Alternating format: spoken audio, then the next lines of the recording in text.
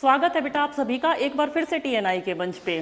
Last video में हम कर रहे थे बेटा प्रिंसिपल ऑफ डेवलपमेंट। उससे पहले हमने ग्रोथ डेवलपमेंट का मीनिंग, डिफरेंसेस, मैच्योरेशन और काइंड्स ऑफ डेवलपमेंट ये सारे हमने कवर कर लिए थे। आज हम कर रहे हैं वही प्रिंसिपल ऑफ डेवलपमेंट को कंटिन्यू करेंगे बेटा। एक बारी लास्ट वाला पॉइंट देख लेते हैं, थोड़ा सा रिवाइज हो जाएगा आपका। लास्ट पॉइंट में हमने क्या किया था, principle of rate of development, यानी कि विकास की अवस्थाएं समान होती हैं, स्टेज समान होती है, परंतु दर समान नहीं होती। ठीक है, लास्ट वीडियो में आप देख लीजिएगा, जिसने नहीं देखी हो ये पूरा डिटेल में एक्सप्लेन किया था बेटा। आज हम करेंगे फोर्थ पॉइंट इस वीडियो में, प्रिंसिपल ऑफ यूनिवर्सेबिलिटी। ये भी बड़ा इंपॉर्टेंट पॉइंट है। कैसे है देखिए, नाम से ही क्लियर है, सार्वभौमिकता। सार्वभौमिकता का सिद्धांत क्या है इसमें देखिए,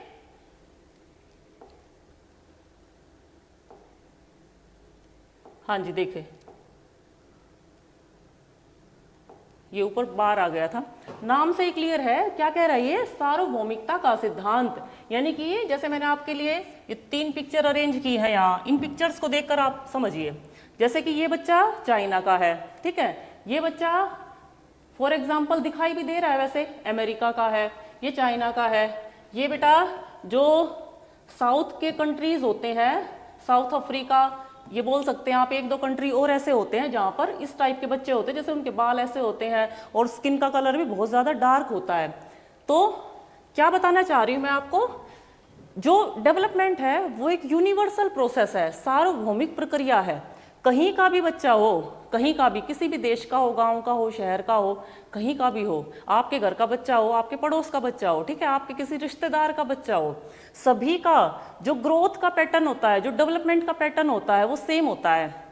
ऐसा नहीं है कि अमेरिका इतना ज़्यादा डेवलप कंट्री है, काफ़ी साल से डेवलप कंट्री है, अभी तो हम तो डेवलपिंग है, ठीक है, विकास हो रहा है हमारा, तो वहाँ के बच्चे पैदा होते ही भागने लग जाते हैं, ऐसा नहीं होगा। मैच्योरेशन के कॉन्सेप्ट में बताया था, जो परिपक्वता आती है, मैच्योरिटी आती है, वो हमारी हेरिडिटी पर डिपेंड करती है, और है तो सभी इंसान ही, कहीं का भी बच्चा है तो सभी इंसान, तो इनके जो डेवलपमेंट का प्रोसेस होगा वो सेम होगा। हर बच्चा, कहीं का भी बच्चा हो, पहले उस पर सेम चीज अप्लाई होगी कि वो पहले क्या होगा, खड़ा होगा, फिर चलेगा, फिर वो भागेगा।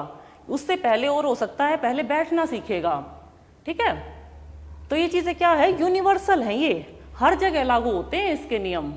ऐसा नहीं है किसी कोई पर्सन ऐसा है जिसके पास बहुत सारा पैसा है और वो चाहे मैं अपने बच्चे को 4 महीने की एज में चला दूं, पता नहीं क्या हो जाता अब तक तो इस धरती पे, है ना।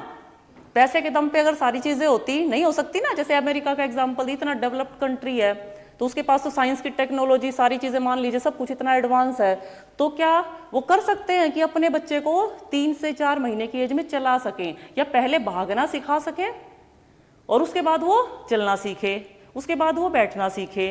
नहीं हो सकता ऐसा। सिस्टम से, सीक्वेंस से होंगी सारी चीजें।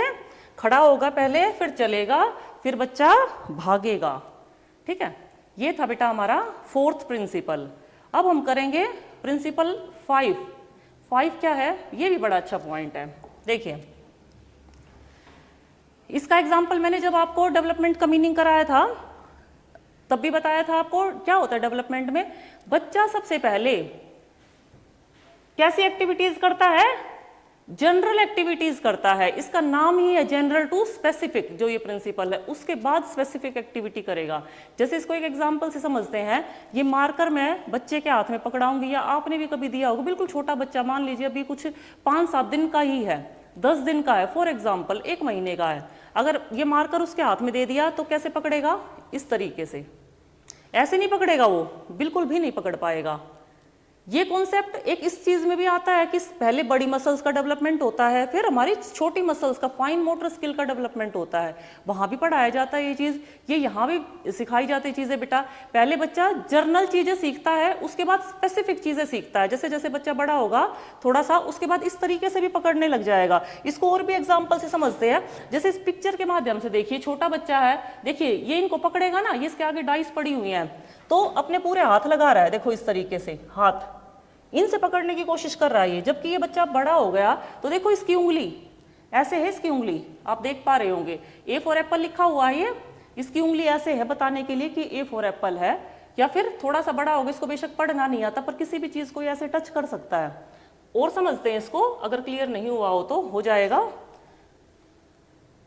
बालक शुरू में सामान्य व्यवहार करता है, उसके बाद धीरे धीरे विशिष्टता की तरफ बढ़ता है। जैसे इसको एक एग्जाम्पल से और समझ सकते हैं, जैसे बच्चे को चिड़िया बोलना सिखाया जाता है सबसे पहले पक्षियों में। तो जब छोटा बच्चा होता है तो उसको चिड़िया बोलना तो बता दिया कि चिड़िया है बेटा, जैसे उसके बाद वो दूसरे पक्षियों को बोलेगा तो देखकर बोलेगा, कबूतर देखा उसने, कौवा देखा, कुछ भी देखा, क्या कहेगा? चिड़िया है। जितनी भी उड़ने वाली चीज है वो चिड़िया है। धीरे धीरे उसको स्पेसिफिक विशिष्टता की तरफ लाया जाएगा कि देखो ये पक्षी अलग होता है बेटा, ये अलग होता है, और ये सब सारे के सारे क्या है? ये पक्षी हैं। चिड़िया अलग पक्षी है, कबूतर अलग पक्षी है। फिर उसके बाद बच्चे को पहचान होती है। डायरेक्ट ऐसा नहीं होता कि बच्चे को आप अलग अलग चीजें बता दो, सबसे पहले जो चीज बोलनी सिखाई जाएगी। जैसे कि एसिमिलेशन एकोमोडेशन का टॉपिक किया था जीन पियाजे की थियोरी में, वहां पर भी तो यही चीज थी।